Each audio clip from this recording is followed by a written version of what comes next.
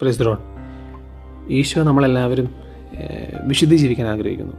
വിശുദ്ധി ഇങ്ങനെ ശക്തമായിട്ട് പാലിച്ചിങ്ങനെ വിശുദ്ധി ജീവിക്കാനായിട്ട് ആഗ്രഹിക്കുകയാണ്. ജെറമ്യ 1:5 അമ്മയുടെ ഉദരത്തിൽ ഉരുവാകുന്നതിന് മുൻപേ ഞാൻ നിന്നെ അറിഞ്ഞു, ജനിക്കുന്നതിന് മുൻപേ ഞാൻ നിന്നെ വിശുദ്ധീകരിച്ചു. നമ്മൾ ജനിക്കുന്നതിന് മുമ്പേ ഈശോ നമ്മളെ വിശുദ്ധീകരിച്ച് വിശുദ്ധി ജീവിക്കാൻ പറഞ്ഞു. അപ്പോൾ 12 നിങ്ങളുടെ ശരീരങ്ങളെ വിശുദ്ധവും ദൈവത്തിന് പ്രീതികരവുമായ സജീവ ബലിയായി സമർപ്പിക്കണം. ഇതായിരിക്കണം നിങ്ങളുടെ യഥാർത്ഥമായ ആരാധന. നമ്മുടെ ആരാധന നമ്മളിങ്ങനെ ദൈവത്തെ സ്തുതിക്കുന്നതോ ഇതൊന്നുമല്ല, ഇതൊക്കെ ആരാധനയാണ്. പക്ഷേ ഏറ്റവും ഈശോ ആഗ്രഹിക്കുന്ന ആരാധന എന്ന് പറഞ്ഞാൽ ശരീരങ്ങളെ വിശുദ്ധവും ദൈവത്തിന് പ്രീതികരവുമായ സജീവ ബലിയായി സമർപ്പിക്കണം. ഇതായിരിക്കണം നിങ്ങളുടെ യഥാർത്ഥമായ ആരാധന. 1 തെസ്സലോനിക്ക 4:3 നിങ്ങളുടെ വിശുദ്ധീകരണമാണ് ദൈവം അഭിലഷിക്കുന്നത്. നിങ്ങളുടെ വിശുദ്ധീകരണമാണ് ദൈവത്തിൻ്റെ ഇഷ്ടം ദൈവം അഭിലഷിക്കുന്നത്. 1 തെസ്സലോനിക്ക 5:23 സമാധാനത്തിൻ്റെ ദൈവം നിങ്ങളെ പൂർണ്ണമായി വിശുദ്ധീകരിക്കട്ടെ. അപ്പോൾ യേശുക്രിസ്തുവിൻ്റെ പ്രത്യാഗമനത്തിൽ നിങ്ങളുടെ ആത്മാവും ജീവനും ശരീരവും അവികലവും പൂർണ്ണവുമായിരിക്കട്ടെ. 1 തെസ്സലോനിക്ക 5:21 പറയുന്നു നമ്മളെ ദൈവം വിശുദ്ധീകരിക്കുന്നു, നമ്മുടെ ശരീരം പൂർണ്ണമായിരിക്കട്ടെ എന്ന് പറയുന്നു. ഇത് മനസ്സിലാക്കി ദൈവത്തിൻ്റെ വിശുദ്ധിയിലേക്ക് വരാൻ നമ്മൾ ആഗ്രഹിച്ച് നമ്മളിങ്ങനെ ഭൂമിയിലേക്ക് വരിക. ഇനി നമ്മൾ എന്ത് ചെയ്യണം? നമ്മൾ നമ്മുടെ ഓരോ അവയവങ്ങളെ വിശുദ്ധീകരിക്കണം. നമ്മുടെ കണ്ണിനെ നമ്മൾ വിശുദ്ധീകരിക്കണം. മത്തായി 6:22 കണ്ണാണ് ശരീരത്തിൻ്റെ വിളക്ക്.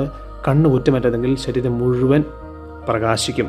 ചെവിയെ വിശുദ്ധീകരിക്കണം. പ്രഭാഷകൻ 28:25 അപവാദത്തിന് ചെവി കൊടുക്കുന്നവൻ സ്വസ്ഥത അനുഭവിക്കുകയോ സമാധാനത്തിൽ കഴിയുകയില്ല.